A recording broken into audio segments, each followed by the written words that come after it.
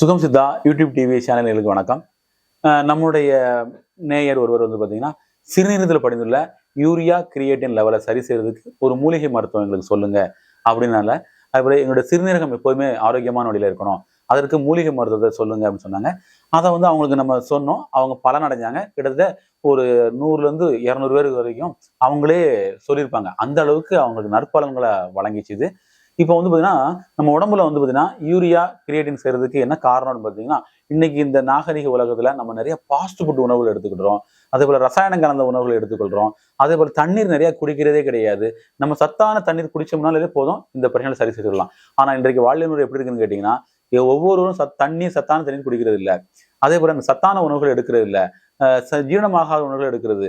இது போல உணவுகளை நம்ம எடுத்து வரும்போது என்னன்னு கேட்டீங்கன்னா, நம்ம உடம்புல யூரியா லெவல் இருந்ததுன்னா சிறுநீரகத்தில் அடிப்படை தங்க ஆரம்பிச்சிடும், ரத்தத்திலையும் தங்க ஆரம்பிச்சிடும். அப்படி தங்கும் பொழுது என்னன்னு கேட்டீங்கன்னா, யூரியாவை பார்த்தீங்கன்னா அதுக்கு ஃபில்டர் பண்ணக்கூடிய கெப்பாசிட்டியை பார்த்தீங்கன்னா நம்முடைய சிறுநீரகம் படிப்படியாக இழந்துடும். அப்படி இழந்துடும் பொழுது நம்ம பார்த்தீங்கன்னா சிறுநீரகம் படிப்படியாக காலங்களாக படிப்படியாக சிறுநீரகத்தை மாற்ற வேண்டிய அறுவை சிகிச்சைக்கு தயாராகிடுவோம். அப்போ டயாலிஸ் பண்ணக்கூடிய சூழ்நிலை தயாராகும். இது போல பல்வேறு வகையான பிரச்சனை நம்ம ஆளாகிறோம்.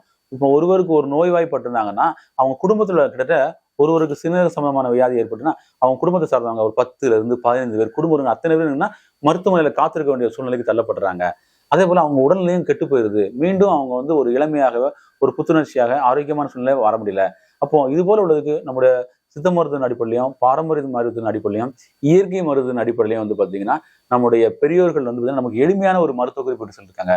அதுக்கு என்ன தேவைன்னு கேட்டீங்கன்னா, சிறுநெருஞ்சில், அதாவது சிறுநெருஞ்சில் பாத்தீங்கன்னா நமக்கு வரப்பு ஓரங்கள்ல சாலை ஓரங்கள்ல மஞ்சள் கலர் பூ பூத்து இது கிடையாது காணப்படும்.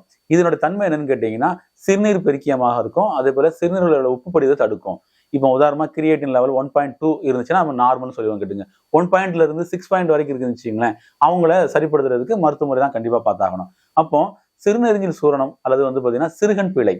இப்போ சிறுகன் பிழை, சிறுநெருஞ்சில், அதே போல பாத்தீங்கன்னா மூக்கிரட்டை. இந்த மூக்கிரட்டை பாத்தீங்கன்னா கொடி மாதிரி படரக்கூடிய மூக்கிரட்டை.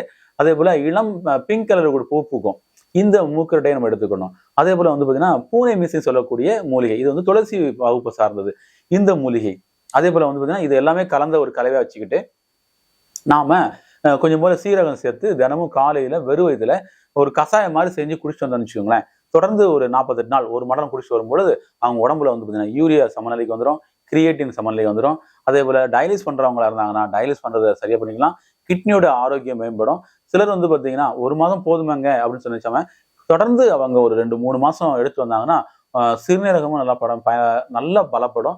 சிறுநீரக மாற்று அறுவை சிகிச்சை செய்யணும்னாங்கன்னா இந்த மருத்துவ முறை அவங்க கையாண்டாங்கன்னா சிறுநீரக மாற்று அறுவை சிகிச்சையில இருந்து அவங்க வெற்றி அடையலாம். இது போல நம்முடைய பெரியவர்கள் பாத்தீங்கன்னா உதாரணமா சொல்ல போனோம்னா மூக்கிரட்டை கீரையை மட்டும் சமையல் பண்ணியே உடம்புல எல்லா டாக்ஸின்ஸும் ரிலீவ் பண்ணியிருக்காங்க.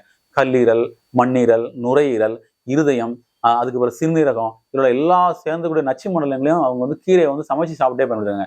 ஏன்னா கிராமத்துல பாத்தீங்கன்னா மூக்கிரட்டை கீரை நிறையவே கிடைக்கும். அது பாத்தீங்கன்னா நல்லா படர்ந்து போகக்கூடிய தாவரமாக காணப்படும். மூக்கிரட்டை பாத்தீங்கன்னா முன்பகுதியில பச்சை கலர் இருக்கும், பின்பகுதியில வெள்ளை கலர் கலந்துருக்கும். இது பாத்தீங்கன்னா கொடி வகுப்பு சார்ந்ததுனால நல்ல பலன்கள் கிடைக்கும். பூனை மீசைங்கிற ஒரு மூலிகை கிட்னிக்குனே இறைவன் படைத்திருக்காங்கன்னு நினைக்கிறேன். அந்த பூனை மீசையும் பயன்படுத்தும் பொழுது கிட்னியோட ஃபங்க்ஷன்ஸ் நல்லாவே இருக்குது. இது கூட சீரகத்தை போட்டு கஷாயம் போட்டு சாப்பிடணும். காரணம் காலையில ஒரு வேளை, மாலையில ஒரு வேளை கண்டிப்பா வெறுவதில பருகிறது நல்ல பலன்களை கொடுக்குது. நீங்க வெறுவதில எடுத்துக்கொள்ளும் போது சிறுநீரகம் ஆரோக்கியமான வகையில கிடைக்கும். இதை பாத்தீங்கன்னா நிறைய கடைகள்ல பாத்தீங்கன்னா இப்போ நிறைய நாட்டு மருந்து கடைகள்ல பாரம்பரிய மருத்துவம் பண்றவங்க இதை பாத்தீங்கன்னா விற்பனை பண்ணிக்கிட்டு இருக்காங்க. அவங்கள்ட்ட கூட நீங்க வாங்கினா கூட வாங்கிக்கலாம். அவங்களால கலெக்ட் பண்ண முடியல, அவங்கள்ட்ட வாங்கினா கூட வாங்கிக்கலாம். இதை நீங்க பயன்படுத்தணும். சில நேரங்களில் பாத்தீங்கன்னா இது கண்டிப்பாக உங்களுடைய மருத்துவரோட ஆலோசனை பேர்ல எடுக்கிறது நல்லது. ஏன்னா உங்களோட கிரியேட்டின் லெவல் எந்த அளவுக்கு இருக்குது, அதுக்கப்புறம் உங்களுடைய சிறுநீரக மண்டலம் எவ்வாறு செயல்படுது அப்படிங்கிறத அவங்க பார்த்து அனலைஸ் பண்ணி சொல்லிடுவாங்க.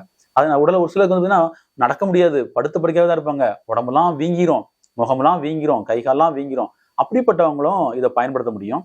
அதனால சிறுநீரக சம்பந்தமான பிரச்சனை, யூரியா சம்பந்தமான பிரச்சனை, கிரியேட்டின் சம்பந்தமான பிரச்சனை, டயாலிஸ் பண்ண போறோம், இல்ல சிறுநீரகத்துல உப்பு படிதை தடுக்கிறது அப்படிங்கிறதுக்கு இந்த மூலிகை மருத்துவம் பெரிதும் உதவி செய்யும். நீங்க பயன்படுத்துங்க. உங்க கிட்னியை ஆரோக்கியமாக வைத்துக் கொள்ளலாம். நன்றி.